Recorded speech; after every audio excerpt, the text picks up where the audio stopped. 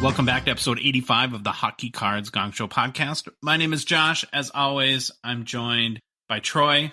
What's going on, Troy? Not a whole lot. It is crazy time with the playoffs, announcements coming out left and right. It's nuts. Yeah, I guess just a little preamble or note for this episode. We're recording about a couple hours before the start of the Florida Panthers Carolina Hurricanes Game 4. So we don't know what happened. But by the time you listen to this, you will. Just in case you're wondering the timeline, I guess, for this episode. Last little note is, I don't know if this is going to be a fun thing, Troy, or a total gong show, but we'll see. We're doing a little Josh and Troy family field trip to the lake this weekend for Memorial Day weekend here in the States, and we'll be recording Monday's episode at the cabin using cabin internet. So that's going to be a fun adventure this weekend, and we'll see if we're still alive after trying to get an episode posted this Monday. I'm kind of disappointed. This is our second, I think this should be our second annual Gong Show retreat, right? I think that's what we said last year when we went. Did we go to your cabin last year? I think we did. Did we record there? I don't think we recorded there. We just said we did a Gong Show retreat because it would have been like a week after our first show and we had to re-examine our lives to see what was going on, to see if we're going to keep this going. Probably. We have a ton of information to get to today. Really excited about our show. One last thing, though, before we start, is just a reminder that the Hockey Cards Gongshow podcast is a Patreon podcast. That means that we rely on support from listeners like you to help us cover our expenses, produce more and hopefully better hockey card content, and help us fund initiatives, even in a small way, to grow the hobby. Right now, Troy, you can take one of the last 9 spots. We're down to single digits left for out of 99 support level tier. Be one of the first 99 supporters of the Hockey Cards Gongshow podcast. It's only $5 a month. Also gets you access to the Hockey Cards Gongshow Discord server and join our community there. Super easy to do. You can go to our website, hockeycardsgongshow.com, and click the Become a Patron link. Or if you want, go to the Patreon website at patreon.com and search for Hockey Cards Gongshow. There's a link in the show description for the podcast app you're listening to us on right now. And finally, in our Instagram and TikTok profiles and our link tree, there's a link there. So we have one new patron since last show, Lapsed No Longer. So on Instagram, if you want to go look him up, again, it's Lapsed, Lapsed, No Longer. Really cool story here, Troy. It's a father-son team. Dad is a guy named Charlie, his 13-year-old son, Caleb. They sell some cards via their Lapsed No Longer eBay store, and I guess Dad is helping Caleb through the process, learn some business principles. So be sure to check them out. All right, man, you ready for the game plan? I am ready. On today's show, we kick it off with the greatest NHL player to wear number 85. Then we take a look at the NHL playoffs, and boy, do we have a lot to look at. This is followed by hobby news and some of our favorite hockey cards from the current PWCC Weekly Auction. We finish the show by looking at new product releases and listener mailbag. All right, Josh. We had a pretty, I'm not going to say dismal, but a little disappointing run in the 80s there. We are now at number 85. The greatest NHL player to wear number 85, per the Hockey Writers' greatest player to wear each number article, is Peter Klima. I know you've heard of him. I know you have. I have. You think I would have lost my Hockey Cards podcaster license had I not heard of him at this point? Or maybe. You might have been kicked off the show. I'd be doing solo shows, I guess. But anyways, Peter Klima is number 85. Now, I didn't know where to put this, but I'm going to start off it. So we're going to start on a sad note. Peter Klima recently did pass away on May 4th of this year at the age of 58. Incredibly sad that he passed away so young, and I do not believe a cause of death has been announced, which I know can be kind of worrisome when they don't announce it. So we will just leave it at that. We will use this segment to learn about Peter Klima and to honor a great NHL player. So let's look at his highlights. He's a winger from, here we go, my favorite, Chomutov, Chomutov. So I'm going to say Chomutov, Czechoslovakia. We are on a just unprecedented string of Czechoslovakian players in the 80s. It's crazy, the big run we've had. They must love these Is there numbers. something, though, like with people from Czechoslovakia or Czech Republic and numbers in the 80s? Is that a popular thing? Or I don't know. We actually get into why Klima has 85, and it definitely doesn't have to. Well, it kind of does have to be from Czechoslovakia. You will hear. Stay tuned. All right. Klima was the 86th overall pick in the 1983 NHL entry draft by the Detroit Red Wings. Klima played in 786 regular season games over a 13-season NHL career. Klima started his career playing a little over 4 seasons with the Detroit Red Wings, followed by stints with the Edmonton Oilers, Tampa Bay Lightning, LA Kings, Pittsburgh Penguins, and then back to the Edmonton Oilers before finishing his career with a final stop back with the Red Wings. That was a mouthful. And I'm exhausted just listening to that. Holy cow, he played for a lot of teams. It's kind of a mouthful. For his awards and accomplishments, he was a one-time Stanley Cup winner in 1990 with Edmonton Oilers. And we will hear more about that in Fun Facts. You're going to say he carried Gretzky to the Cup in 1990? Is that the... Oh, see, you're going to learn something in Fun Facts. Or wait, was Gretzky still on the Oilers in 90? Just leave it at that. Okay, we're gonna have fun in Fun Facts. For his career, he had 313 goals, 260 assists for 573 points.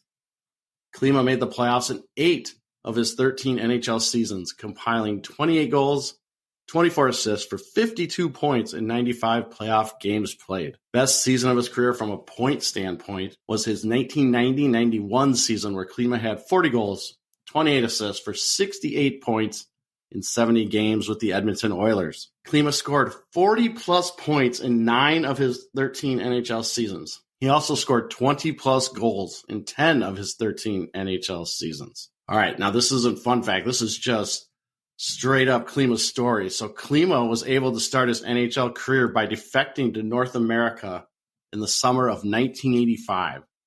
I will not do this story justice. I'm going to give you a short version, but go and read about it. It's kind of one of those bonker things.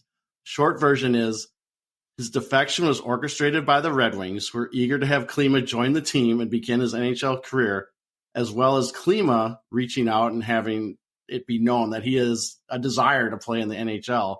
So let's get something done. It's a very interesting story, as Klima was able to leave a team meal that the Czech team was having in Germany. And then a process played out where the Red Wings were able to get him political asylum with the help of the U.S. Attorney General and U.S. Deputy Attorney General. They had Klima hide in a fake trunk of a car as they crossed the border so he wouldn't be detected by the border authorities. And that's how they got him in. And there was a couple days of hiding.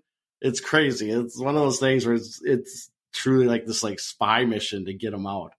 But he ended up. You got to really respect what these guys went through. And the same thing with why I like Peter Stastny so much. Yeah. Is he had a very similar tough time or difficult time, dangerous time. Yeah, getting over to North America. Yeah, especially when you have family that you left behind, because they weren't kind to your family afterwards. And in looking at Klima's career, known as a talented goal scorer, extremely high skill offensive talent. However, he could be erratic at times and was definitely knocked a lot for his defensive play. Rob Soria from the Hockey Writers had a really good description of Klima that I'm going to read. I think it kind of sums up everything that I knew and adds a little more pizzazz to the legend of Peter Klima, we'll say. Here's what he says. As one of the real characters in the game, the talented sniper was as well known for his ability to score goals as he was for his candy-striped tape sticks, the garbage can lid he wore, and the classic mullet poking out from underneath his Yofa helmet. He had truly a classic Yofa helmet. That's Troy interjecting my own opinion from seeing pictures of him, and I remember it when he played. Soria continues, as good as he was, most felt the absurdly gifted winger never quite reached his full potential over the course of his career. I think that sums it up pretty well. I couldn't say it better. Really nice little touching tribute. I love the candy striped tape sticks. I went and found pictures. They look fantastic. Now every kid, I think, growing up in youth hockey does the candy striped tape sticks or the crazy tape with the flames on them or whatever. It's kind of interesting. I couldn't find a lot of info on what Klima was doing recently around hockey. The best I could find, it looks like in the 2010s, he was working with youth hockey teams in the Detroit area and was actually working on bringing young Czech players to the U.S. early to help get them acclimated to the culture and language, which is the one thing Klima said he struggled with the most. He couldn't speak English, didn't know anything about the culture, obviously defecting over here. And so he was trying to help young players with that kind of acclimation. All right, Josh. That's Klima. We are now going to get into the fun facts or interesting facts. They're kind of both. He is the first Czech player to directly defect to a U.S.-based team. I thought that was interesting. Not a Canadian team, because that we've had other Czech players, but he's the first one to defect to a U.S.-based team. In honor of his successful defection, a grateful and overjoyed Klima requested sweater number 85 and wore it throughout his NHL career as a reminder of the year in which he gained freedom. So there you go. 1985, war number 85.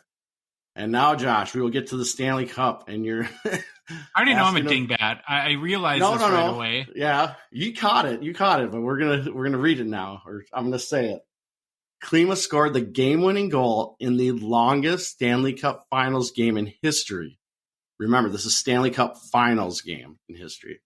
In the third overtime of Game 1 of the 1990 Finals against Andy Moog of the Boston Bruins, despite having not played at all in the third period, nor the first two overtime periods.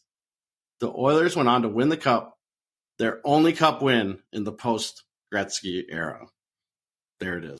Well, after I said that, the first thing that hit my mind was the 1989 and 90 Gretzky cards that are in a Kings jersey. And I'm like, wait a minute, made a mistake. Yeah. Made a mistake. So there we go. That's Klima. Let's look at his rookie card. His rookie card is a 1986-87 OPG number 98. PSA 10 has a pop of 13 with a gem rate of 31%. Recent sale I could find was on April 30th of 2023 for $113 US. The BGS 9.5 copy of this card has a pop of 6 with a gem rate of 60%, but I could not find a single sale in anything. So there we go. R.I.P. Rest in peace, Peter Klima. Okay, we're going to move on to the NHL Playoffs. We'll start our update in the Eastern Conference Finals, where Florida currently has a 3-0 lead on the Carolina Hurricanes. Game 3, Troy, was another game where the Canes, I think, largely outplayed the Panthers for long stretches, but Bob wasn't having any of it. Just when you think the Bobrovsky streak can't get any nuttier, he goes out and has a 32-save shutout. So how frustrated do you think the Hurricanes have to be with this Bobrovsky situation right now? They got to be just pulling their hair out, man. This is what happens. You hit a hot goalie. We've talked about the streakiness. We've talked about a lot how goalies have struggled. Well, here's the other side. This is what happens when you hit a hot goalie. And he has been just a huge part of why they're winning all these games and playing so well. Well, the Canes have outshot the Panthers 135-103 in the series. And Bobrovsky's only let in 3 goals, Troy, on 135 shots. So that's a .978 save percentage. And I think most people, when considering Bobrovsky in Game 3, the big play was the blocker save where we had the flying stick. Now, as a goalie coach, what did you think of that? So when I saw that, the first thing that came to mind is, wait a sec, goalies aren't supposed to throw their sticks. I can't remember if the rule is the puck, if you throw your stick and it hits the puck, then it's a penalty, or it might be even something like a penalty shot. I can't remember the exact rule. But that's one thing that I thought right away, but maybe it's not. And you could say it's slipped. I mean, he really does throw his blocker and everything out there to get it, and the stick might have just slipped out. But that was my first initial thought. But it was a fantastic save. It's like he's doing everything in his willpower to save pucks, and it's just amazing to watch. I think his stick slipped like Jamie Benn tripped onto Mark Stone, but we'll get into that. Yeah, we'll get into that. Now you got me fired up. Now I want to start talking about him. Bobrovsky's playoffs run harkens you back, Troy, to one of your favorite topics. 20 years ago now, in 2003, when J.S. Giguere propelled the Mighty Ducks into the Stanley Cup Finals, where they ultimately lost to Marty Brodeur and the New Jersey Devils. That postseason, though, remember, Giguere went 15-6 with a 1.62 goals against average and a .945 save percentage.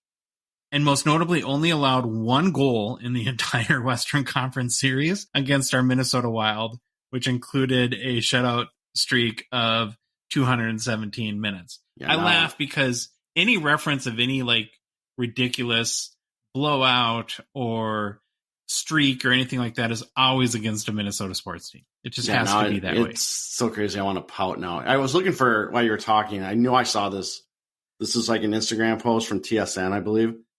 They said Bobrovsky has now stopped 100 of 101 shots since the third period of game one. Well, wow. If you do that, you're going to help your team win a lot of games. Last little note on Giguere that I just thought was interesting. He was so good in that 2003 playoffs and even in the Stanley Cup Finals that he became, Troy, only the 5th player ever to win the Conn Smythe from the losing team. Yeah, he deserved it. We watched it firsthand. Like, we just sat there and like, we can't beat this guy. We are. And that was the Wild's magical season, right? Where I think that's the one where they beat Colorado. I mean, the Wild weren't supposed to be anywhere. They just came out of nowhere to make the conference final. Long story short on Bobrovsky, though, he's on a heck of a heater right now. And Bobrovsky's 2010 Young Gun PSA 10 top 91 with a 55% gem rate. Troy last sold for $175 US on May 23rd, up $40 or 29% in the past 2 weeks. So Bobrovsky definitely leading the way for Florida. The other guy, though, that you have to give a lot of credit to is Matthew Tkachuk, and definitely need to talk about him. Could we have an actual hobby superstar / relevant player in the state of Florida, Troy? Is this really happening? Are we in the Matrix? What's going on here? I said, like last show, he's doing everything in his willpower to make the state of Florida have relevant hockey players. He's trying. He's really trying. I think we need to have like a Matthew Tkachuk segment or maybe a Tkachuk family segment every show. Yeah. Just to profess our love for all the, what's the word I'm looking for all the content they give us. Definitely there. Well, Tkachuk has been amazing in these playoffs in multiple ways. He's kind of taken on that heel personality, but I would say on the likable heel end, and he's the anti-hero. A little bit of that, the anti-hero. His personality has been on full display, which has been awesome to see, both on the ice and in interviews. Then you have his family throwing big parties at his house while they're at away games and hearing about those. You got Brady interviewed in the stands. Did you see his dad totally just he's like lounging out, like looking. We need Brady slamming beers again. They got to bring that back. I don't know if they will, but they need that back. I'm fascinated too by the mouth guard deal. It's the same thing Steph Curry does. It's like he constantly has it half outside of his mouth. He never actually uses his mouth guard. I just think it's more of like a mental thing to chew on during. Well, it's like a binky. The game. It is. It's like a binky. It's just something he needs. So he sits there and chews on it. Oh, that's amazing. That's officially what we're going to call it now. Is binky. In 15 postseason games where he's played, he's had 7 goals, 12 assists for 19 points. Okay, Troy, we're going to dust off the supercomputer here to analyze that. Give me a second. Just finishing the calibrations. Okay. All right, it's done, and it says, what does the supercomputer say? Reading it now. It says, Troy, for the love of sweet baby Jesus NHL, please market this guy. Wow, a supercomputer must have gotten upgraded. Is it getting AI? Is it learning? Sentient. Do we need to turn this thing off? Holy cow. I'm afraid. No. Yeah, supercomputer's showing some emotion there, maybe even more than McDavid, but that's ooh. I do agree with it, though. The NHL needs to get his hits, goals, fun antics, and some commercials or some social campaigns. And it's a great opportunity right now to use this guy to grow the popularity of the game. I will say, the more I watch the highlights of those 2 overtime, they're both overtime goals, right? Where he walks it off and he just leaves the ice. As much as I love the celebration on the ice, I love the walk off. Just score, boom, point to the door. We're all out of here. Let's go. Okay, now I got a question for you on this whole Tkachuk thing. Everything that's been going on has been great for the NHL. It's been a lot of fun. But here's the question, Troy. If somehow, I don't know how this would ever happen, but the Canes come back and beat the Panthers, or the Panthers dispatch of Carolina and then get smoked in the Cup Finals by, looks like, the Golden Knights, do you think the hobby good times are over for Tkachuk at this point and he slides back into the Florida-Bermuda Triangle that we see with the hobby? Or do you think to this point, he's done enough, even going back to the last 2 full seasons where he's been amazing, where he has permanent hobby relevance? That's a great question. I hope it keeps going. I want it to keep going because I like his personality. I think he's good for the NHL. It probably goes back a little bit, but if he can have another 100-point season or 100-plus point season, then you got to really take him seriously as a superstar. because he is showing everything you want in a superstar player. So I hope I bet if they get knocked out, but they're going to make the cup. Let's be honest, they're going to make the cup, and if they win it, I mean, look out. I think he then does pull himself out of the Bermuda Triangle, and we'll see what happens. Well, Tkachuk is a 2016 Young Gun. His PSA 10 popped 751, has a 62% gem rate. Last sold for $245 on May 23rd. It's up, Troy, $44 or 22% in the past 2 weeks. I was curious about his value, and so I went and looked up the date when he was traded for Huberdeau last summer. It was July 22nd. So if you would have bought the Tkachuk Young Gun PSA 10 on that day, you would have paid $174. So it's up about 41% since then. I don't know it. I didn't look it up, but I bet if you went the other way and bought the Huberdeau, you are probably down 41%, maybe. I would. Maybe more than that. Who knows? Yeah, you're probably right. The other big Panther story coming out of Game 3 is the injury to Alexander Barkov. The Florida captain left Game 3 in the first period with, I think, a lower body injury after being hit by the Hurricanes' Jack Drury. Did not return to the game. Did you see Paul Maurice's kind of strange response when asked about Barkov, Troy? I did not. I just saw your note about it, and I totally missed this. And I don't. So let's have you read it, and then I'll think it was trying to be funny. Yeah. It just came off a little strange to me. So he's asked about what happened to Barkov on the play, and here's what he said. He was at a bar mitzvah. Yeah, that's what we'll go with. His neighbor had a bar mitzvah, and he didn't want to disappoint the kids. That's odd. But I have a funny image in my head of him walking around and little kids that are at the bar mitzvah taking bats and beating on his knee like a piñata or something. Maybe. I don't know. Yeah, I don't know what he was that's referencing about. there. I mean, he had to be trying to make a joke, but I think sometimes the NHL personalities, as we've seen, aren't the best like joke tellers and displaying emotion, or I don't know what the right word is, but I could see that being kind of misread. Then Maurice was asked about Barkov potentially playing in Game 4, and he said, we're hopeful with this one that it's not going to be long-term. We don't think it's anything too sinister. I'd say I'm more on the optimistic side right now. I haven't seen anything today about his availability, but nice use of the word sinister. That's the first time I've ever heard, I think, the word sinister used to describe an injury. That's weird. Switching over to the Carolina side, Troy, man, it's hard to be too critical about how they've played. I've never seen a team that's down 3-0 where you're like, well, actually, they're playing pretty good. But this goes back to what you're saying when we were talking about Bobrovsky a minute ago. It's the whole hot goalie thing, where at some point, there's really not much you can do. Although, didn't you say that or maybe it was one of the studio analysts, that they got to start shooting high on Bobrovsky? That was probably one of the studio analysts. Sounds like something Hank would say. Yeah, okay. Your guy, Hank? Yeah, my guy, Hank. Well, the Hurricanes have, like we said, outshot the Panthers. They've controlled the majority of the games. It seems like the puck is in the Panther zone 3/4 of the time. Their goalies are playing pretty good, too. Obviously outshadowed by Bobrovsky, but, man, I think the Panthers have only scored 6 goals in 3 games or something like that. So it's hard to be too negative on the Carolina goalie there. They've just run into a team in the Panthers with a super hot goalie and a team brimming with confidence. And I think it was Gretzky, Troy, on the TNT broadcast that said, in his opinion, that the Hurricanes missing Andreas Svechnikov due to the ACL injury is really, really hurting them, not having that one extra skilled player out on the ice. And that made a lot of sense to me. So that was a take and when you have Gretzky giving a take, it's usually pretty good. So down 3-0, you got to figure the Canes are pretty much dead in the water at this point, unless the wheels completely fall off for Bobrovsky, which we've kind of seen this year. So it would be totally shocking if he let in 12 goals tonight, but we'll see. Bottom line, Troy, your Stanley Cup winner pick is in a little bit of trouble right now. Definitely in trouble.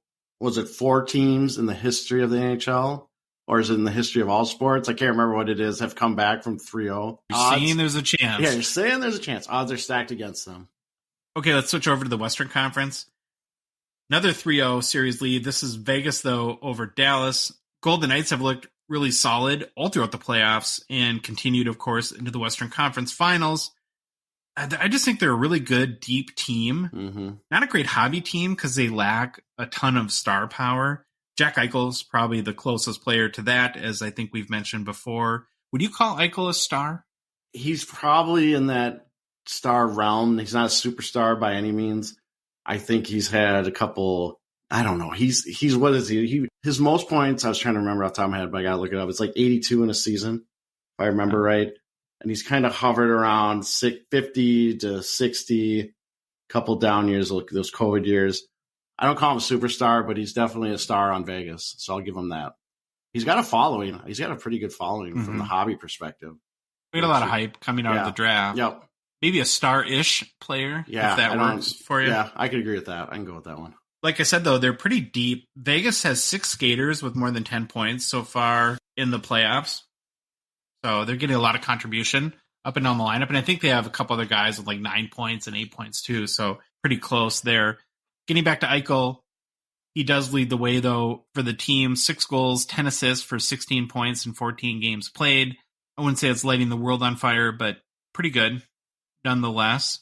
Eichel's a 2015 Young Gun. His PSA 10 has popped 1,010, 50% gem rate, last sold for $157 US on May 23rd, up 41% or $46 in the past 2 weeks. It's a little bit of an Eichel postseason run happening right now. Then we got to move on to Dallas, Troy. Oh, man. Oh, boy. Wait a minute.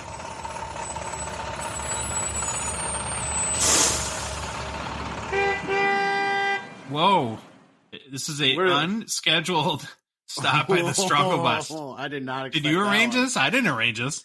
No one arranges Where did this anything, come from? The struggle bus. Okay. If you arrange a pickup time, it's not going to come because it's struggling. Holy cow, the struggle bus is here. What's going on? Struggle bus is here. Unannounced stop. And Troy, frankly, I hope there's a lot of empty seats right now because we have a lot of people to put on there. Right up front, we got to put our hometown boy, Jake Ottinger, Troy, who lasted about 7 minutes in Game 3 and was yanked after giving up 3 goals on 5 shots. Yeah. What's your Jake Ottinger Game 3 review? Not good. It wasn't good. Like, a couple of those goals were pretty soft. And I could see why they pulled them. I mean, I could just, when you see what's the head coach's name? DeBoer? Yeah, when you see the camera focusing on DeBoer after, I think, the third one, and he just, like, gives the signal to Wedgwood to get in there. Yeah, I could see why I would be frustrated. Well, they were saying that he wasn't seeing the rush. Like, he was focusing on puck side, and he wasn't noticing the guy coming down the opposite side of the ice and got beat on a couple goals that way. Beat, he wasn't even moving. It was like he got beat, and then all of a sudden he's like, whoa, and he's like surprised the puck was even shot. It was kind of, I can see why they pulled him. It was bad. His playoff experience this year has been a wee bit different from Bobrovsky. About the anti-Bobrovsky playoffs. He's Ottinger's 8-8, 3.02 goals against, 0.895 save percentage. He's been pulled a number of times too, like we said, including in Game 3. Overall, are you seeing, like, how would you explain this? Is he just in a funk, or to me, it's probably a funk, because look at last year. How do you explain that when he was all-world, even though they lost? And he had a really good season. It's just those ups and downs and ebbs with goalies. Now, maybe he's not reading things well. Maybe he's not feeling well. I don't know. It's uncharacteristic of him to struggle in big games. That's what is the big thing. Like, usually he's a big gamer, and he plays well when they're in big games. Again, he's still relatively young. I just think it's the ebb and flow and struggling, and now he's probably in his mind or in his head because he's been pulled. Ottinger is a 2020 Young Gun. His PSA 10 popped 803, has a 52% gem rate, last sold for $92 US on May 23rd, down 8% or $9 in the past couple weeks. Wouldn't be surprised if that slides a little bit more. All right, Troy, you ready? You got to get on your Yofa helmet and buckle your chin strap, because here we go. This is something else. We got a next guy on the struggle bus, your boy Jamie Benn. Not at all sure what he was thinking when he knocked down Mark Stone and cross-checked basically his face into the ice. To me, it was a dangerous and dirty play. And Troy, Ben's comments today on this hit, I just thought were 100% comical. So when Ben was asked if he would change anything on the play, he said that he believed that he tripped and fell on Stone. I'm going to read you the quote just so we're getting this correct. Ben said, obviously didn't want to take a 5-minute penalty, but when the game happens fast, emotions are high. Obviously, I would have liked not to fall on him, and I guess use my stick as the landing point, he said, and that's from an ESPN article. So he's basically saying he accidentally tripped and fell on Stone. What's your comment there? I mean, I've never seen a bigger BS line in a while. I don't know how you can believe him. Plus, let's just take a step back. Even from that, you did this a minute into the game or whatever it was, minute and a half, minute. Yeah, first shift. And you put your team right behind the 8 ball. And I was reading the Athletic beat writer, and he kind of takes Ben to task on just how bad this actually was. But again, to say he has to be almost gaslighting the media or the fans to see if they believe him. You literally, I mean, I could get behind, they kind of come together, he falls over. You might have tripped a little, but when I see your arms go back and then extend down and hit him right in the throat, even if it was a trip, you can move your stick, but you went right for him and just drilled him. So I do not believe one word that came out of his mouth. I had seen those quotes early this morning before his 2-game suspension was announced. Mm-hmm. My kind of assumption with that quote is it was a tactic as a way to kind of weasel out of getting suspended and a little bit of gamesmanship there. But yeah, I think it's comical that he would even say that and makes him look stupid. Yeah, well, in the court of public opinion. It was funny. They were all like, we love JB Ben, but this is not inexcusable. Even all the afterwards, like the head coach. And well, let's talk about this too. Ben didn't address the media after the game. He left. And the Athletic writer was saying how bad that looked because now you're the captain, and now you put it on all your teammates to answer for you. So now they have to try to answer for you. They're not going to throw you under the bus. I think they all answered really well. They're like, he's been a leader. He's our captain. He's been around for a long time. Obviously, we don't like getting a major and all shorthanded. So they said the right things. But again, you just left your team to dry after the game. Bad enough you did it during the game. Now you did it after the game, too. That's a great point. So from there, well, we've got Ottinger and Ben now on the struggle bus. And we did expand the struggle bus recently. Don't know if we announced that. I think we're going to use the space, Troy. And heck, we're just going to put the entire Dallas Stars team on the struggle bus because their effort in Game 3 was lifeless, is the word that I want to use. They did not look like a team that is hungry to win the Stanley Cup or has a sense of desperation being down 2-0 coming into the first game in the series at home. And when you're down basically 3-0 in the first 7 minutes, that's not a good look to your home fans there that were pretty excited about, of course, their team being in the conference finals. You have Max Domi losing his mind, slashing Mark Stone. Yeah. And then you got a game misconduct after cross-checking Nicholas Hague. And then he started throwing punches. I think he only got a 10-minute misconduct on that one. I don't think they kicked him out because at the end of the game, Domi and I think Stone were sitting there jawing at each other on the bench. So he only got a 10-minute misconduct and not a game. What's funny about that, getting back to the jawing thing, is I'm starting to wonder how serious the other players in the league takes Max Domi. I mean, he's kind of a fiery, feisty competitor, but he's like teeny tiny. He's sitting there throwing haymakers at Nicholas Hague, and he's laughing as Domi's throwing punches at him. He's just laughing. And then when you're talking about how they were chirping between Domi and Mark Stone on the benches, it was getting picked up by whoever was the penalty box analyst. Ray Ferraro was loving it. I think he was loving it. But when they would show Stone, he's just laughing too. And then Domi's kind of all mad and got angry face and going off. So like I said, I'm starting to wonder if he's a little bit of a joke to the players. Domi consequently was fined $5,000 today, which is the maximum, I think, under their collective bargaining agreement for his actions during the game. So we've got basically the whole Dallas team on the struggle bus, and there's still a little bit of room, Troy. And I think we got to fill the bus with whatever fans in Dallas thought it was a good idea to throw food at the Vegas Golden Knights player. Pretty classless, in my opinion. I know there's like a million great Dallas Stars fans. It's the actions of a few often get reflected of the many, but super uncool for doing that. And the thing that I thought is, if you really want to throw food at players, why aren't you throwing food on your own players? They're the ones that are lifeless and not even putting up a fight, or almost didn't seem like they had given up at that point. But moral of the story is don't throw stuff at players. They're people.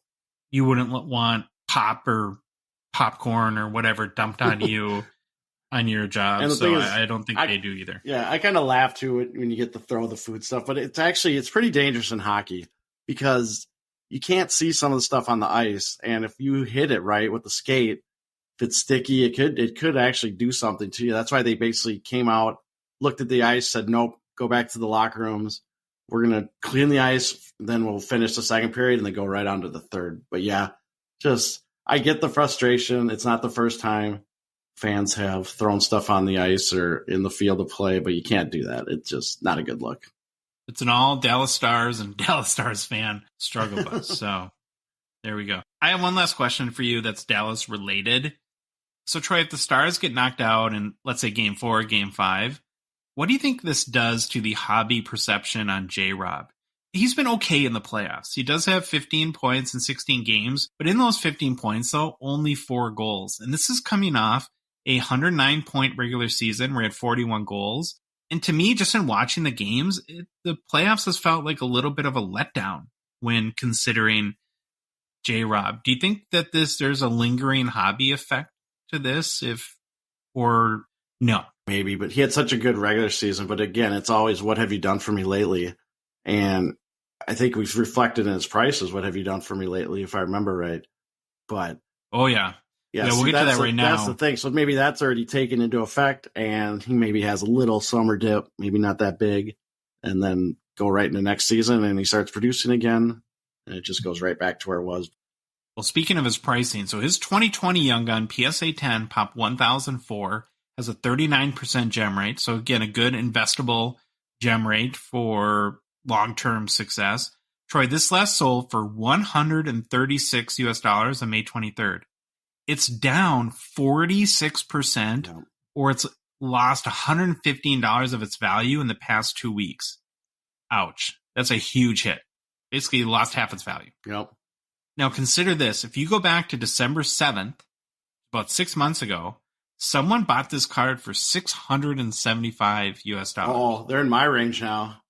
Yeah, well, here's my thought. Maybe you should contact them, and you guys could start a support group for people who've gotten killed on 2020 Young Guns. We will. We will have a great time meeting. We'll probably bring the struggle bus as like a kind of a fun thing to look at, see all the Dallas Stars players hanging out there. Maybe J-Rob's hanging out on it, so it'll be a fun little get-together. Yeah, maybe. Anything else in the playoffs before we move on? Do we cover it all? No, they're crazy. I love it. I love NHL playoffs, and another game in a little bit, and we're good to go. Oh, I do have one more thing. I'm sorry.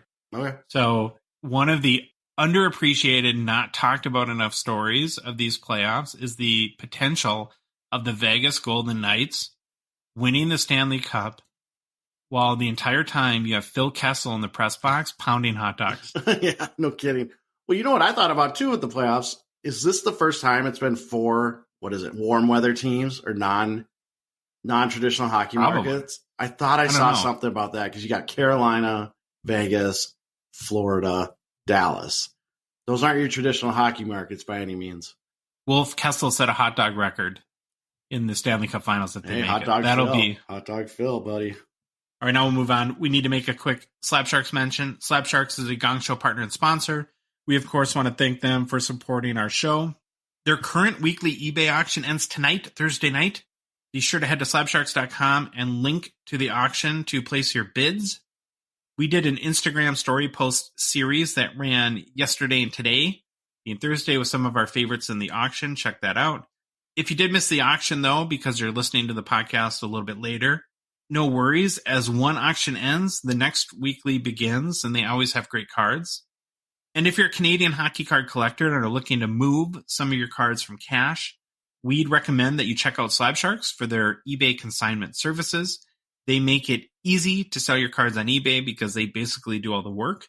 They list your cards, answer all the buyer questions, work to make sure your auctions get paid, then ship out the cards to the buyers. You just sit back and basically get paid. They even ship to the US, expanding the buyer pool for your cards. So head to slabsharks.com again for complete information on their consignment services. Hobby news. basically have one story in hobby news, but it's a biggie. Fanatics, you ever heard of them? I have heard of them. Big dogs. Oh, yeah, good. Big dog came to play, I guess. Yeah, they purchased PWCC. I guess it was announced, was it yesterday or the day before? I'm sure most of you have heard the news now that they did purchase PWCC. Some notes that you added here, Troy. Fanatics is a $31 billion company. That's it. That's it. They've made some big plays in the sports world, sports industry as a whole. They are the major uniform and merchandise supplier for almost every professional team there is. They've gone pretty hard and heavy into the sports card world the past couple of years, securing the licenses for baseball, football, and basketball. And they're also making plays into manufacturing, vaulting, now with PWCC, marketplace, gambling. They've got a ton of initiatives, just like in the sports card world, around gambling. So they're really trying to expand their presence and reach into the whole sports world. You looked up some quotes from Sports Collectors Daily coming from a Fanatics source, so we'll read that, talking about the PWCC merger, or acquisition, I should say. It's a strategic long-term decision for the business that will allow us to further enhance and support the broader collector ecosystem. PWCC has built a strong business with great tech, a leading marketplace, and vault. Bringing them into Fanatics Collectibles will give us the opportunity to further build and strengthen on the foundation that exists today and ultimately deliver a lot of value to our fans and collectors. And then they also go on to say it's critical that we take the time to properly evaluate the business's long-term health. It's vital for our business and the ecosystem at large, which is why we're going to thoughtfully integrate PWCC platform into Fanatics Collectibles. So I read that as they just want to own anything and everything. When you talk about ecosystem, yeah. Pretty obvious their goal. Yeah, let's be very honest. Fanatics, Michael Rubin, they are very smart, and they saw something they liked, probably saw a price that was attracted to them. I think we'll kind of talk about some of that stuff, but they made a play and they got them. So now they just expanded their kind of ecosystem. Now they're missing the one piece, Josh. What are they missing? Well, I don't think they can do that, though. If you're talking about a grading company. Yeah, I was going to say they don't have the grader yet. Then they would have everything, and then it's like all chaos, because I don't know how you allow the manufacturer or the producer of the card to grade the card. Because they control how the card is produced, so ultimately would factor into how it's... That, to me, is a huge conflict of interest, but what do I know? There was a lot said about PWCC, and basically I'm not going to get too much into like business finance here, but their balance sheet issues from their lending program. Basically, they were lending out you could buy like almost like on margin, essentially like you would in the stock market, use your cards and leverage them, the value of them, to buy additional cards.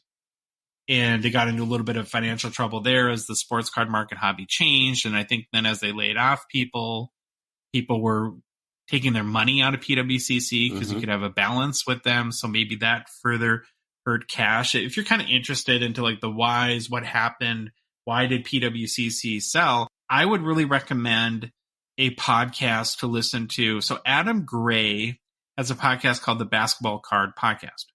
And if you go to episode 50, I actually put a link already in the show description so you can kind of find it there. So Adam was our main point of contact. I should have mentioned too that we are sponsored by PWCC.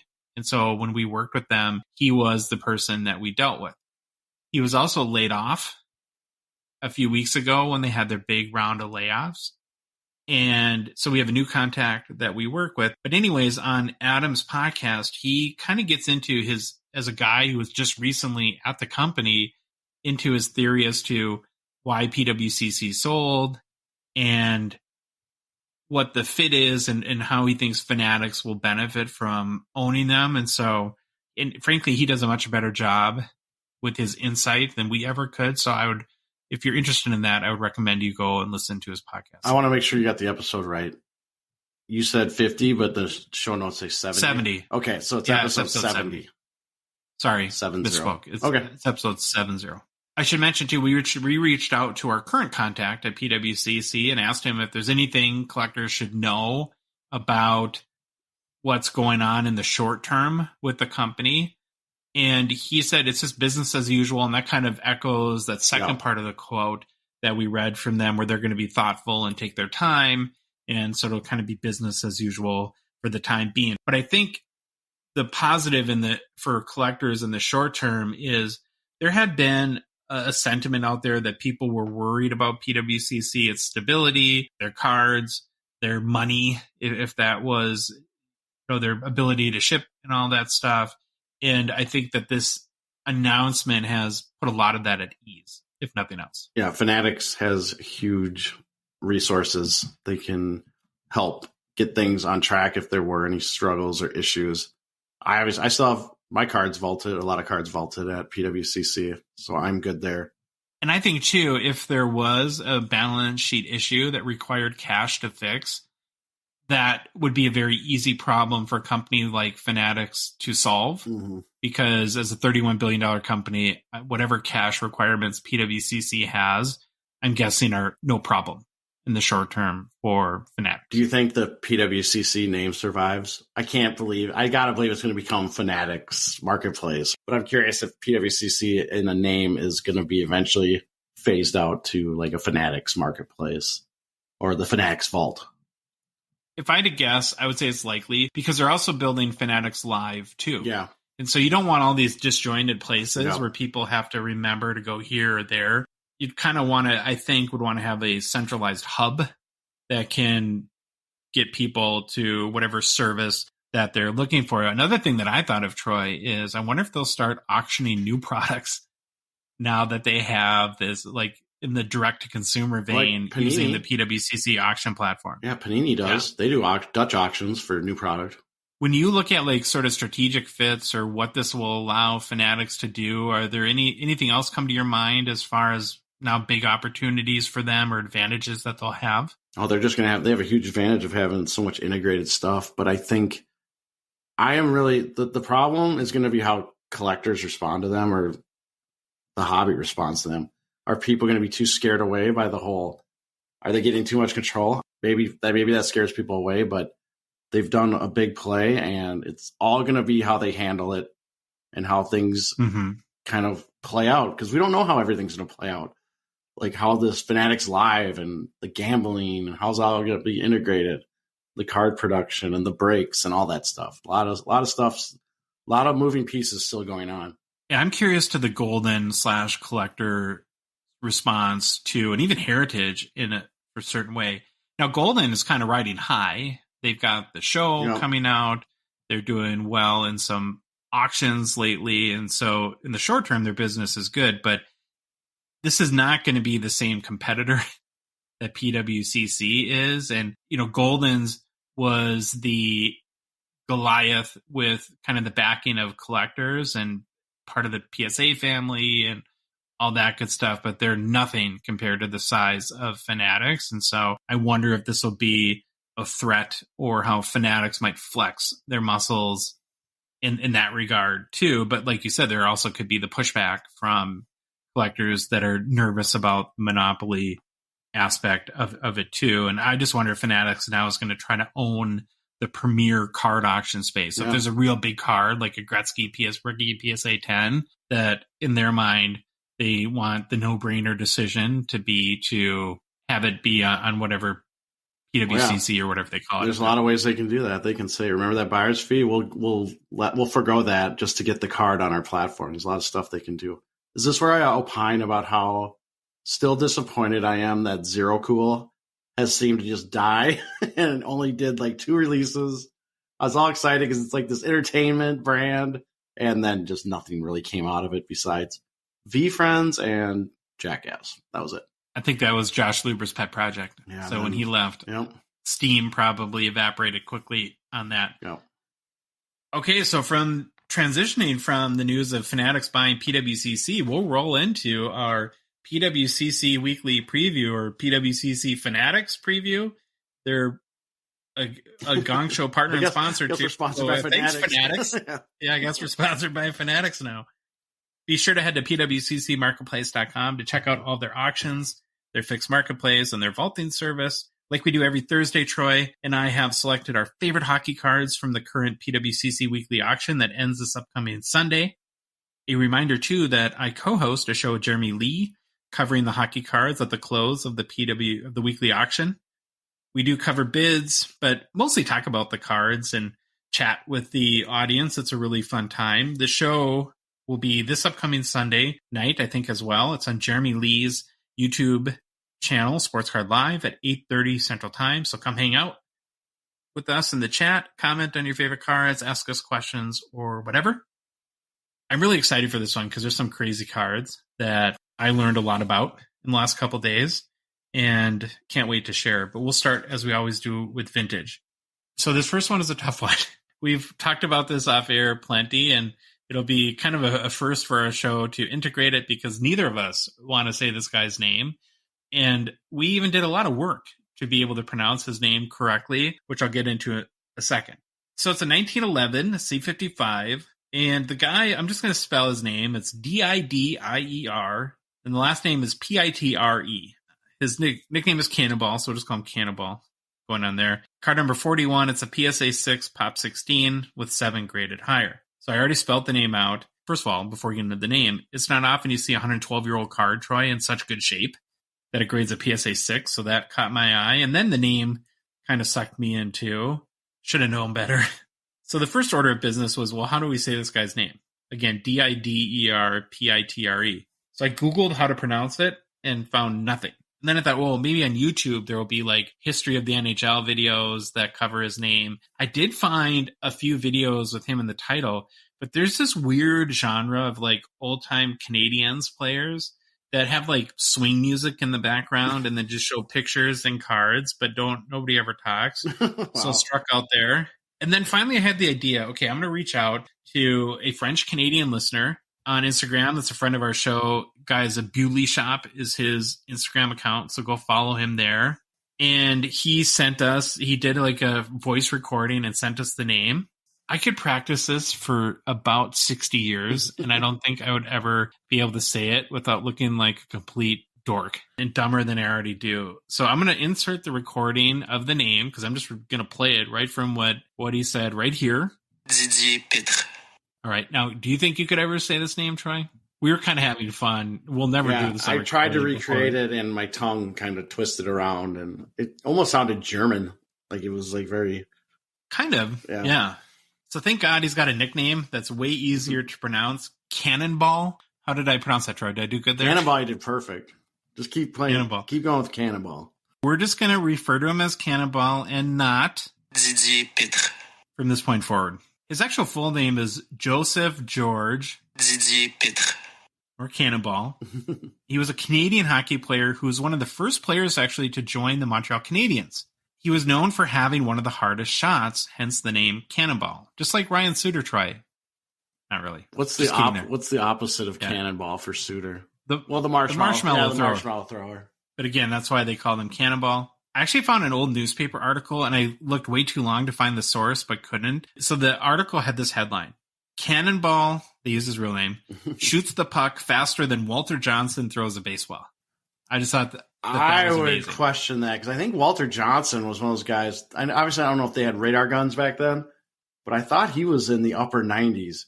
And you can't tell me with those wood sticks they had playing hockey. The reason these guys can shoot 100 miles an hour now is the technology. Let's be honest. I mean, obviously training and taking care of their bodies and stuff. Oh, I'd question that one. Johnson, of course, was a Hall of Fame pitcher for the Washington Senator in the early 1900s. So Cannonball lived from 1883 to 1934, died young at age 50. He played, before joining the Canadiens, he played for Montreal in the Les National Amateur League, the Michigan Sioux Indians, Montreal Shamrocks, Edmonton Pros, and the Renfrew Creamery Kings before joining the Montreal Canadiens as a part of the NHA in 1910. Now, I know a lot of those teams, Troy, were some of your favorites. In fact, you still have season tickets to the Renfrew Creamery Kings, right? I love that. That was fantastic. No, I've given up on my Creamery Kings season tickets. Oh, it's too bad. Cannonball did help the Canadiens win their first ever Stanley Cup in 1916. He played forward for most of his career, but did play the last 2 years at defense. Cannonball was inducted into the Hockey Hall of Fame in 1963. Like I said earlier, the card is just in amazing shape for being so old. I love the 1911 C55 design. I know you do too. It's got the wood sticks on the right and left side that kind of make an arch or a border for the card. Last sale, Troy, on a 1911 C55 Cannonball was $990 on October 16th, 2022. This was also the all-time high sale. You got the current bid? $410. Okay, Troy, you got the next vintage card. This one's crazy. I do. All right. We are going to look at a 1980 Sportscaster finish. Wayne Gretzky rookie, number 2127, PSA 7. It has a PSA pop of one of two with 6 graded higher.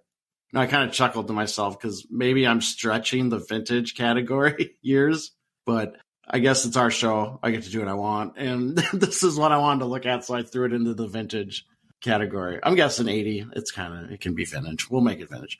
All right, this card, 1980 Sportscaster finish. Everyone, like Josh, probably knew right away.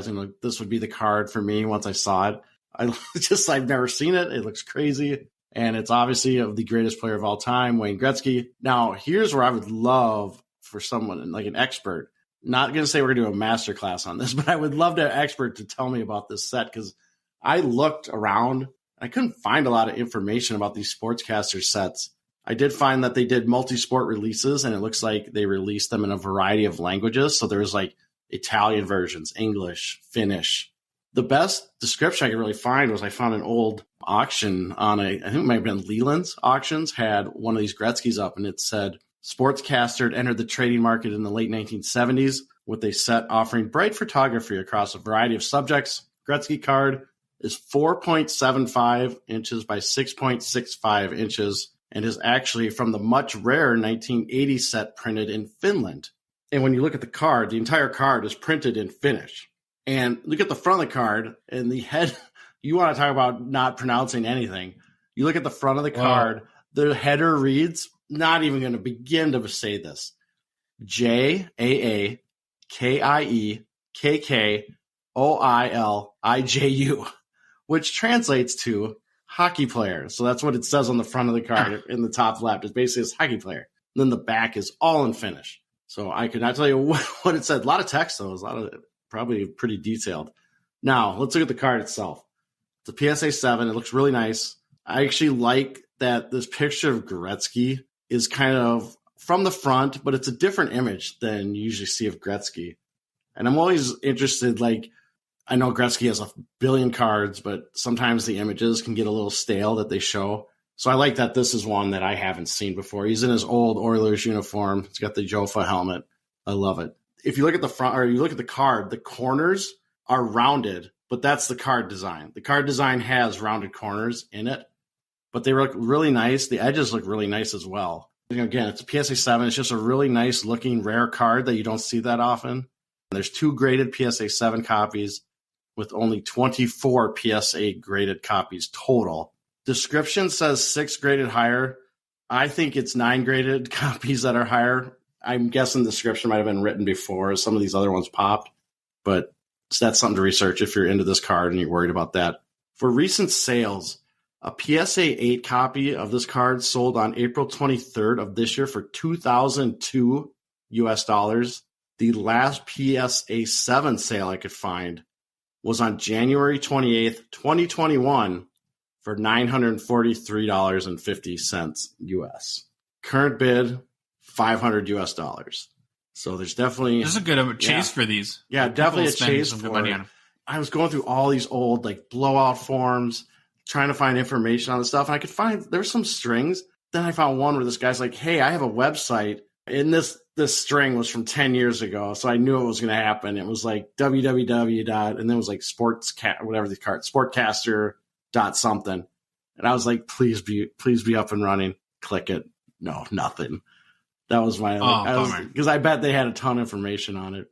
But that's where we're at. So again, if you are an expert in these cards, I would love to know any information you have or send a link to something, because I couldn't find a lot besides what I read. Great looking card, though. I love it. Last vintage card we want to cover is another unique card. It's a 1965 Coca-Cola hockey Tim Horton perforated PSA 9 Pop 10 was 6 graded higher. So is this like the SI for kids card, Troy, before SI for kids cards? This definitely is. 1965. 1965. That's great. It's a black and white card where the sides, so left and right side, are perforated, but the top and bottom are not. What drew me into this, other than, of course, the perforated edges, was the photo of Horton. It's a really kind of great, cool black and white shot of Tim Horton that I just like to look at.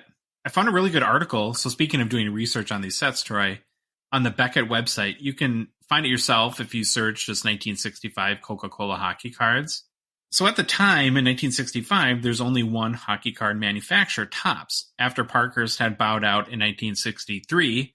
And as a result, for this promotion that Coca-Cola did, I think there was some excitement around this set. How it worked was Coca-Cola put the NHL team nicknames on the inside of a bottle cap. So if you collected 10 bottle caps of one team's nickname, you could mail them into Coca-Cola, and Coca-Cola would send you an 18-card perforated strip of players from that team, whichever team that you sent in. Another interesting note about this set is it does include rookie cards from that year. So you have Jerry Cheevers, Phil Esposito, Yvonne Cornier, Ed Giacomin, and Paul Henderson, just to name a few. It's kind of a little bit of an oddball card, I think, for a Horton. But if you're a player run collector or Tim Horton fan, Maple Leafs collector, just like kind of off the beaten path cards a little bit, this is, I think, a really great card. And it's a PSA 9, so it's in great condition, maybe a tiny bit off-centered. But like I said, cool card. You should go check it out on the PWCC website. Last sale for 1965 Coca-Cola Tim Horton perforated PSA 9 Pop 10 was $90 in November of 2021. That was also its all-time high, so it's not going to break the bank by any stretch. You got the current bid on it? $28. Good deal right now for, I think, kind of a cool card. I don't know, but some people are like, and I think like Jeremy puts this category as like food cards. Yeah. Because there's like bread cards. Yep. And Wonder Bread. I remember Wonder too. Bread cards and like baseball and stuff like that. Maybe that's your thing. Maybe it's not. I just thought it was cool. Okay, we're going to switch over to the modern side. First card that stood out to me, Troy, is a 2005 SP Authentic Sidney Crosby Sign of the Times Rookie Auto PSA 9 Pop 6 with 5 graded higher. Really big fan of the design of this card. If you've never seen it, it's worth checking out at pwccmarketplace.com. It is a horizontal card, but does have a full Crosby image and a really big signature on it. So I like how the card is designed. Sign of the Times cards are not numbered, so that's something to keep in mind. But again, I just think it's a really nice rookie year auto for Crosby. And it's funny, so I've been thinking about him a lot, and we actually talked about him on last week's PWCC YouTube live show with Jeremy Lee, again on Sports Card Live YouTube channel. I think I'm developing this opinion on Crosby that I want to get your opinion on, Troy, where I believe in the next year or two as his career, I guess we assume, kind of winds down, that it's actually going to be a good buying opportunity for Crosby. And the main reason is his team. He's not chasing the goals record like Ovechkin. And frankly, I don't see how, and I'm of course not an NHL GM, but I don't see how the Penguins are going to make the playoffs anytime soon. Even if you look at the teams that made the playoffs this year that were ahead of them, you can also factor in teams like Buffalo and Ottawa, who are definitely on the rise, and I would put ahead of the Penguins as far as probability of them making the playoffs. And so I guess my point on this is, if you have Crosby, even if he's doing okay and producing well, I just don't think there's going to be a lot of momentum around him as a player. And I think I need to couch this too by saying, for in the long term, he's a legend of the game. His place in the history of hockey is set. His hobby relevancy will always be there. He'll be in the Mario Lemieux, Gordie Howe category. Nobody's Wayne Gretzky. And so I have no worries or concerns or thoughts that he won't have long-term hobby relevancy. And that's what gets me back to the next couple of years, is this idea as well. If there's kind of not, and I guess we're seeing it, I think, already even a little bit, there's just not a lot of momentum around him. Does that drive his values down a little bit, where, again, it could be a good buying opportunity, where especially if you want to hold, if these are cards that you want to enjoy for a number of years, that his cards will start going up once he's retired and he's in that more mythic, legendary status. What do you think of that theory? So I can see something to that. Say there's a little softening, and then it pops maybe again when his Hall of Fame introduction is announced, which would be what I think it's 3 years. Is that I can't remember what the exact waiting period. It's 5 years, I believe. 5 years. So there could be some softening there. I think part of it too will be driven by what does Crosby do after his playing days? Is he going to be a coach? Is he going to go front office? Will he still be in the public eye, or will he kind of fade away and be quiet? I see him disappearing. Disappearing and doing what he wants to do, which is completely his prerogative. He's not a big personality. If you've ever seen him interviewed, it's kind of that. We've talked about how very guarded he was coming up, and which is good. It is protection, and just how things have developed with him. So I could see something to it. Crosby's one of those players where I still am amazed how he keeps going and being a fairly still consistent point producer. I was wondering if there's any record close that he could get to within the next 3 years or so that might. Well, he just got to 1,500 points, so that was a big milestone that but there will be nothing with the fanfare of Ovechkin for sure. So, I can get on board with it. Do you agree with me, too, that it seems it's going to be really tough for them to make the playoffs in the next couple years? They have, of course, Crosby and Malkin, and then, I don't know, maybe Letang you'd put in their upper kind of top tier sort of level player. But beyond that, they don't really have a goalie. They have not really a good farm system. I just don't see the prospects of them making the playoffs as all that great. Well, yeah. What do you think? It was funny you said that because I just read an article today on The Athletic. It's literally right on the NHL page how the Penguins have unraveled. So if you read that, there's a lot of stuff going on with that organization that does not lead to much optimism. Well, last sale for a 2005 SP Authentic Sidney Crosby Sign of the Times Auto PSA 9 Pop 6 was $2,225 US on March of last year. Was also the all-time high. Do you got a bid for that currently? $925 US. It's a great card. Okay, you got the next modern card. I do. We are going 2007, the Cup, Emblems of Endorsement, Dale Hawerchuk, patch auto out of 15. This is a raw card, but it does have the NBA authentication, which I always get the name wrong. Is it Mike Brown? Mike Baker. Mike Baker. Why do I say Brown every time? Mike Baker authentication. So at least you got that guarantee or whatever protection. Or that's an authentic card. Okay, why did I choose this card? I chose this card because this is a player that we have not talked about, I don't think at all. I fired up the Gong Show supercomputer, fired up the spreadsheet. I did not see Dale Hawerchuk's name. It's criminal that we haven't brought him up. He is a legend, a great player in the NHL. So now we are going to talk about him because I found this card in the auction that I've already bookmarked because it looks really cool. Again, it's a raw card. It's got the NBA authentication. The card itself, if you look at the image, looks really nice. It's a patch auto card, thick card. Obviously, you can see from the images. This one has the video where you can see the guy kind of twirling it around. So you can see how thick it is. The picture of Hawerchuk is really nice. It's a close-up shot. The patch is a 2-color patch. And the auto looks just fantastic. And it's on card, obviously. The patch, again, this is where we had our masterclass, but this one is event used. So just remember that. Card itself, great shape. If you look at the top, around the corners, there's some very minor, I'll call it chipping around a couple of the corners, but it doesn't distract from how nice the card looks. Plus, being a raw copy of this card, I think one of the good things about this, it's a great player. It's a raw. It's got the NBA authentication. It's just going to have a bigger buyer pool. This one won't get out of hand or anything by being a PSA 10. So it should be pretty available for people that are interested in a Dale Hawerchuk, nice-looking patch auto card from the Cup with a nice autograph. Also, I wanted to bring this up because we have to look at Dale Hawerchuk. We haven't talked about him at all. So I'm going to give you a quick overview. This won't do him justice, but we'll do a little bit. First overall pick in the 81 entry draft by Winnipeg, Hall of Famer. Was the 1982 Calder winner. He is number 55 on the Athletics top 100 players of the expansion era. For his career, 518 goals, 891 assists for 1,409 points in 1,188 games played.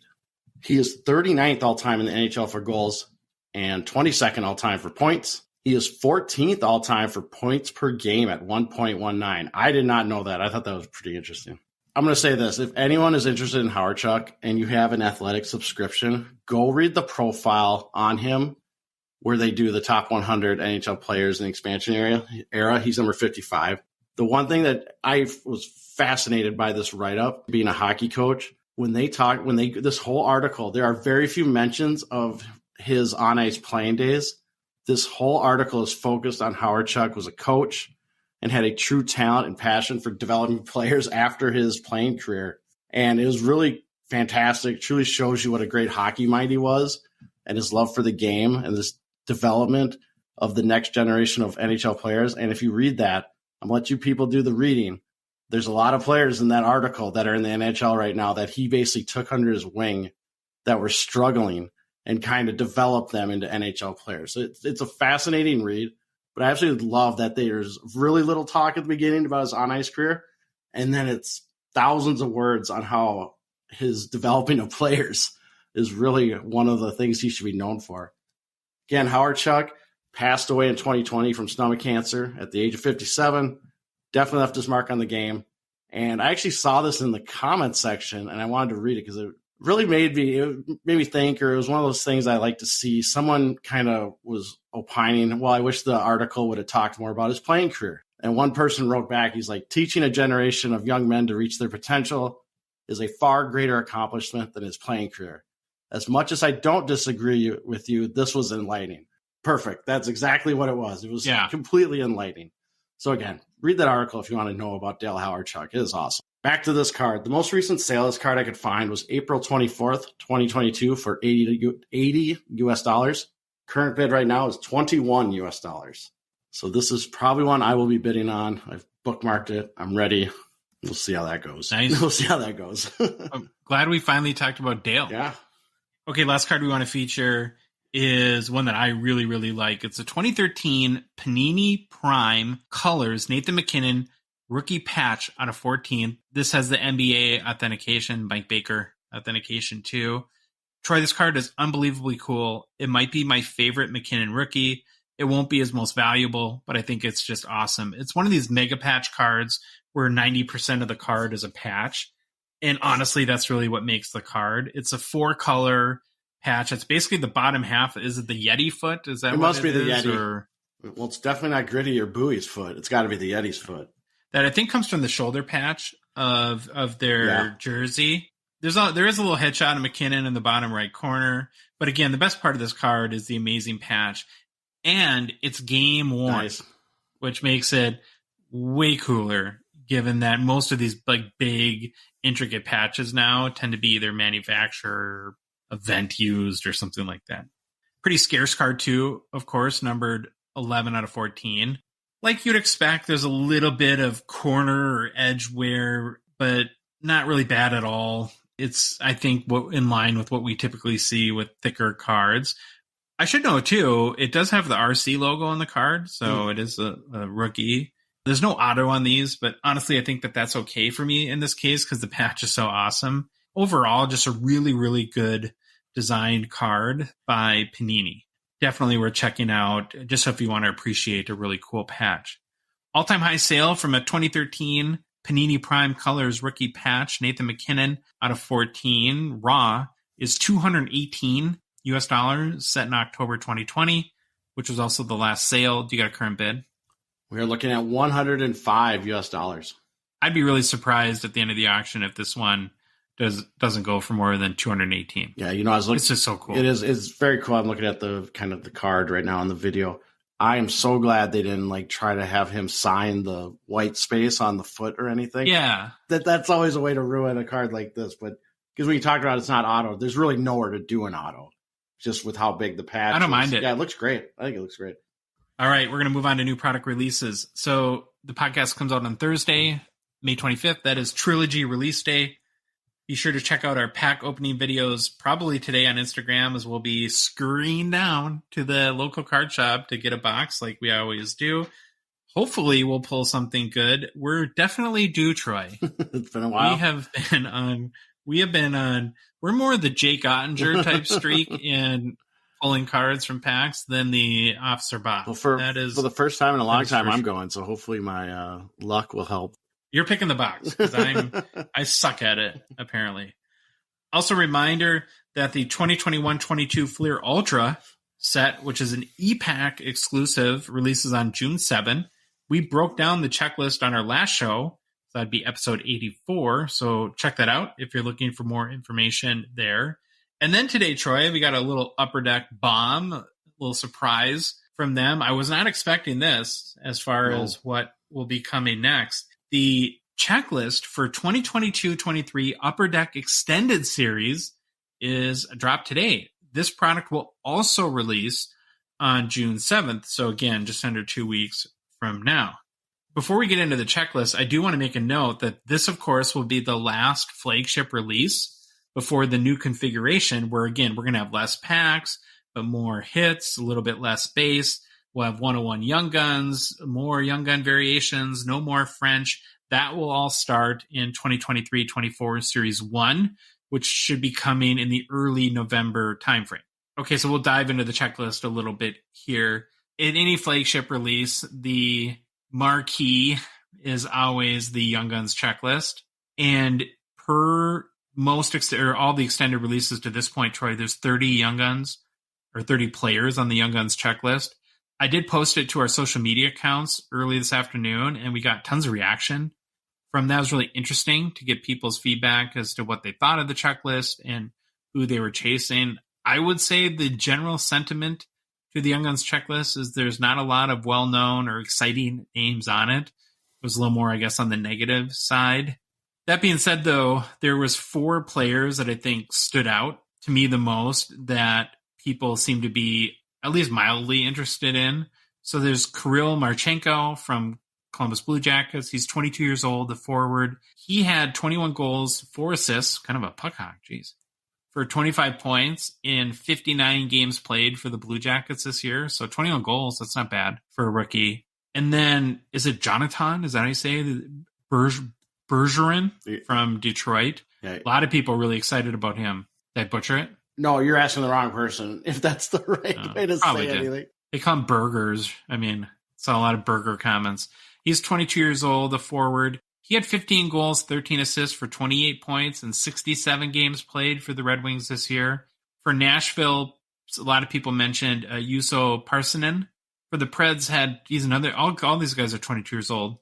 Another forward, he had 6 goals, 19 assists for 25 points and 45 games played. And then a goalie, Troy, Samuel Ersson for the Flyers, 23 years old, so young goalie. He's 6-3, 3.07 goals against average, .899 save percentage. I think some of the theory is if they were to move Carter Hart, that he might be maybe a guy waiting in the wings. Overall, though, of the 30 names, not super exciting from my perspective. What are your thoughts, Troy? No, that was the first thing I thought when I saw the list. But again, it's extended series. You got to get some guys in there. They probably did what they had to do. I saw in the comments someone was saying, why is it Nyes in here? And you got to remember, Nyes played in, the last 2 regular season games. This product has been built, who knows, 6 years ago? Yeah, they printed in Italy. Not 6 years ago, sorry, like a year ago, and it's been printed way before Nyes played in the NHL, so that's why he's not in here. I'm guessing Nyes will be Series 1. Yeah, for sure. And that's kind of the reason. So if there's people you're not seeing, it's maybe to the timing of when they started. Yeah, again, I've never been an extended person. It's kind of not my thing. And what I look for an extended, obviously, is there any good young guns? But then what are the other cards in there? And like the canvas, there's going to be a nice black and white canvas chase. So that's kind of what I'm looking at. The one thing I think about when I see checklists like this of these names that you never heard of is who will be the guy that 3-4 years from now will have some sort of breakout and everybody's going to run through their dollar boxes and be trying to, like the Akira Schmid thing that happened in the playoffs this year. So there's probably going to be 1 or 2 of these guys that, whether it's in the playoffs or just has a streak or has a permanent breakout that we kind of look back for and see if we have them. Well, yeah, you mentioned that. I would say we're very, right now in the moment. Obviously, not a lot of these guys are going to be doing much in the NHL. That's how it works. But guess what? 2-3 years running for your dollar boxes because one might break out. You mentioned Young Guns Canvas. The checklist is, and I think this is disappointing to some people too, is that in the past couple releases, maybe the saving grace for not having a great Young Guns base checklist has been, there was a guy like Shane Wright who they didn't have a canvas in Series 2. And so now his canvas isn't extended. Not really the case this time. The two names from prior releases that were somewhat notable to me were Jack McBain and David Urasek. So I don't think that that's going to make a lot of people super excited. There is a black parallel again for the Young Gun canvas, though. That's 1 out of 270 pack odds. I think the big canvas chase, though, is going to be the Canvas Legends, where we have a Gretzky appearance and extended. Nope. So that's a Canvas Legends. There's a black parallel that'll be probably the real tough chase there. 1 in 1,080 pack odds. And then like you see with extended, and I appreciate, they don't tend to, I think, have a lot of secondary market value, but from a collector standpoint, I actually kind of like extended. This sounds weird, but because they just have so many cool retro cards and Easter eggs, and it's a little bit like an expensive OPC paper to me in some regards. But they're going to have a 97-98 SPX die cut retro card. There's a 1999 history class inserts retros. There's more Black Diamond retros. Those are coming back. And then I'm a big fan of like the retro Young Guns. So with this extended, it's the 2007-8 Young Guns design. These are going to be in 1 out of every 24 packs. Now here's Troy, where you can get some of the bigger names. So this is where you have Owen Power, Lucas Reichel, Boldy, Shane Wright, Matty Beniers, Slavkovsky. All the guys you would expect are on that retro Young Guns checklist. Again, they don't seem to have, what about like 40% of the value of probably the regular base Young Guns, but they're cool cards, and I kind of like them. On the retros, there's going to be exclusives and high gloss too, so that's kind of bigger chases there. Extended Troy is also where we get Day with the Cup. So this would be for, it seems like all the last number of Day with the Cups have been Lightning players because they won the Cup so many times. Where here we actually get now some Day with the Cup cards from the Avalanche. And it's a 10-player checklist, super tough chase. I'm really surprised because I actually have a couple of these Day of the Cup cards, and they're worth like $10. They're 1 in 1,000 packs. I think like I don't have like bad players. I have like Nikita Kucherov is one of the ones that I have. But anyway, so on this checklist where they feature the Avalanche players, you have McKinnon, Kadri, Cale Makar, Gabriel Landeskog, Mikko Rantanen, Samuel Girard, Andrea Burakovsky, Eric Johnson, Devin Taves, and Josh Manson. Again, I think they're cool. They're just not worth a lot. Holographics is back as an insert.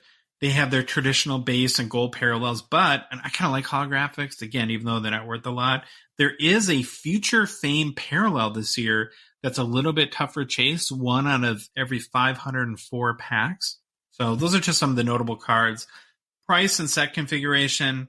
Presale price in the US is about $100, 140 Canadian, unlike Klaus and Chara. In every hobby box, you get 6 Young Guns, 1 first round rookies insert. I didn't talk about that per box, but you get that. You get at least a Blue Dazzler, 4 canvas cards, 1 1999 history class card, and 2 number rare or ratioed cards per box. So those are the overall thoughts on Extended, Troy. I probably won't be buying a box. I would probably spend my money on SP Legends Signature Edition because that's my favorite thing ever. But like, I don't know. I don't know how I feel about Extended. I've never really bought it in the past. It's never really excited me that much, so I probably will pass. I might buy a box of Trilogy tomorrow, though. We'll see. I might get a personal box and then throw my money at that. Yeah, we'll buy a box for the show, and there's some singles that I'll probably buy, but the one I'm really excited about is a Parkhurst Champions, where we're going to have current players in the 1951 Parkhurst design. Oh, Lord. Is that going to be awesome? Can't wait. I kind of wish the pricing on this was a little cheaper. Like around, I don't know, 90. There's a lot of comments that say wait 6 months and it'll be a lot cheaper. True. Depends how much they printed it. Yeah, it depends what you want to chase too, right? If you're not excited one bit about the Young Guns, maybe go with the singles route and see if you can pick up some of the other cards that you like. Or if you're a Blue Jackets fan, Marchenko has had a good year, and you haven't had a lot to be excited. You got Ken Johnson and Marchenko this year, so that's not too bad. Okay, we're going to move on to mailbag, like we do every Thursday. Thank you to everyone who submitted questions. First question, Troy, from Gongshow Discord, just hockey cards. What does the Fanatics acquisition of PWCC mean for the industry? All Fanatics needs is a grading house to be a full-service brand. Let you go. Well, is this one where we say just listen to the first, where we talk about... Yeah, you can. I don't want to. It is literally the same thing that we said there again. Yes, they don't have a grader. We don't think that will happen. I don't know how you get through the regulatory issues with the manufacturer of the card having the grading. Just seems like a spot we don't want to get into. Obviously, Fanatics is getting into all aspects of the sports card market. They have flexed their money, and they're going to keep probably making plays in the logistics. They got the 3 major sport leagues and PAs and all that fun stuff. But I don't think they're going to go the route of a grader. I could be wrong, but I don't know how that would be accepted by both regulatory side and the hobby side. If you listen to Adam Gray's podcast, and again, I linked in the show description, he talks a lot about how he thinks that the big strategic advantage to them is the vaulting service. And I'll admit, I don't really know if I completely understand why a vaulting service is so important to the quote unquote ecosystem of the hobby. But that's one of the things that he mentioned. Okay, next question. Gongshow Discord, Beard Boz. Big Panthers fan. Big Panthers fan. He's loving life right now. From an investing point of view, do you think it's better to take a chance and buy a raw card to possibly get graded as a 10 or just straight up buy a 9? Is a 9 even worth buying if you're thinking strictly of resale as opposed to just for PC?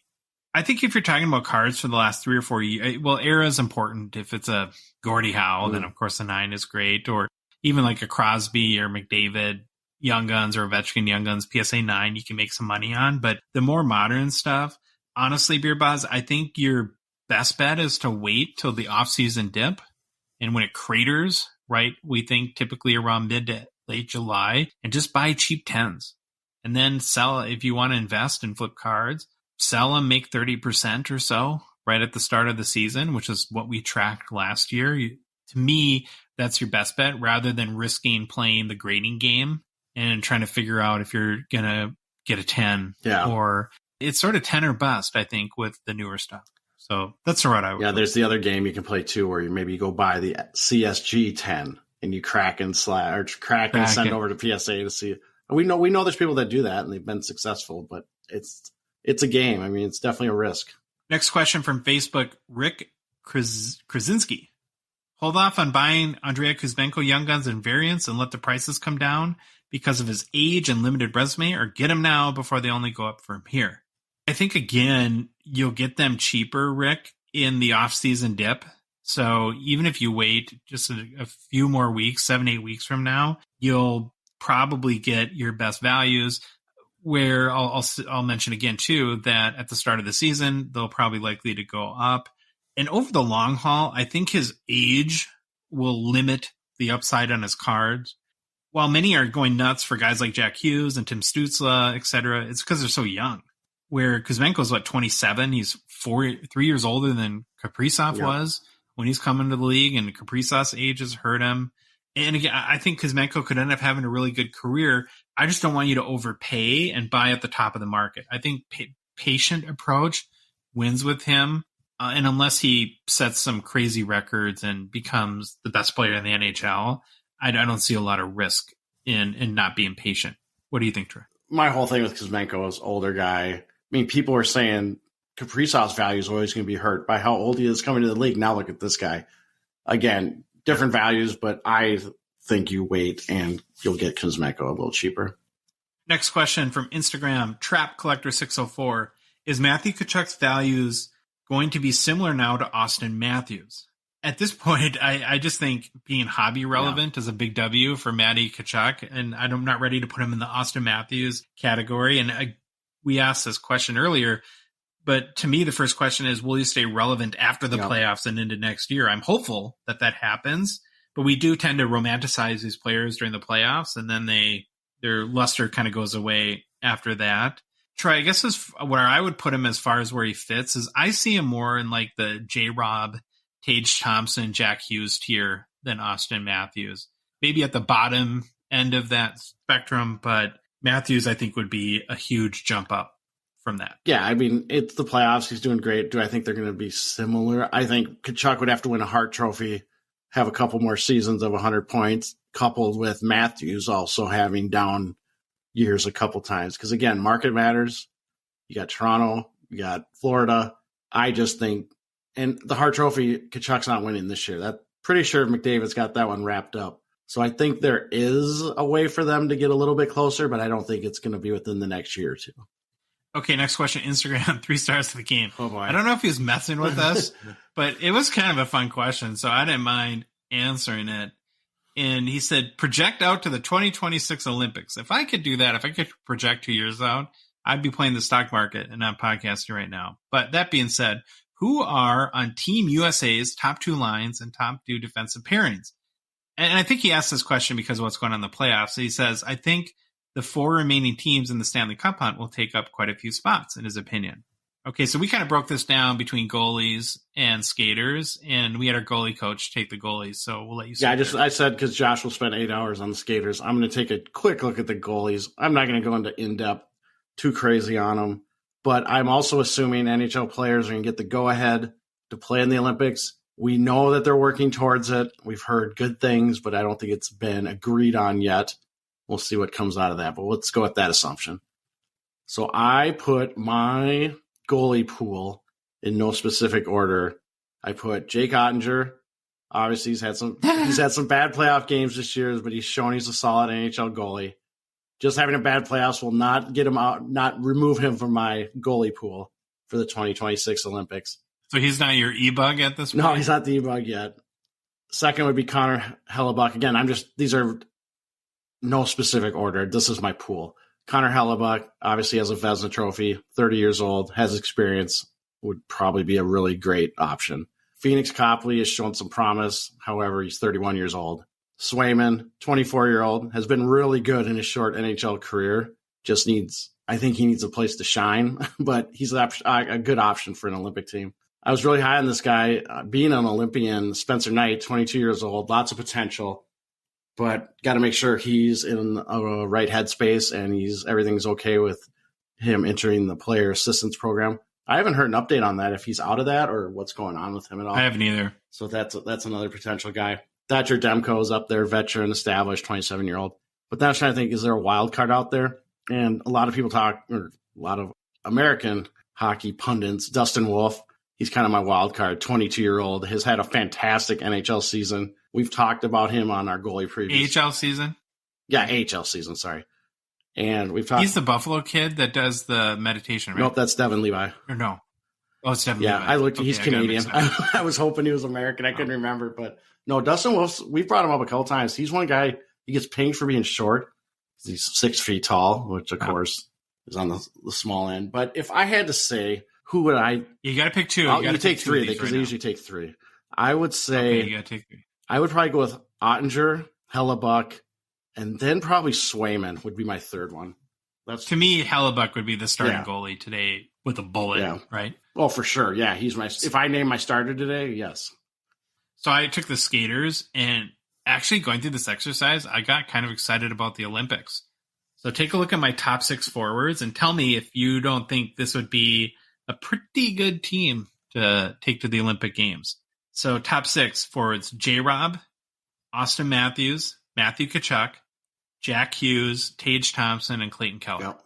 Now, I also thought about Logan Cooley because he's a gopher and he's a homer pick there. So I would think of Logan. Would that be projecting? Yeah, I think Logan Cooley would be like when the Dream Team had Christian Leitner on it. They had to bring the token college player along with them, so that would be Logan Cooley.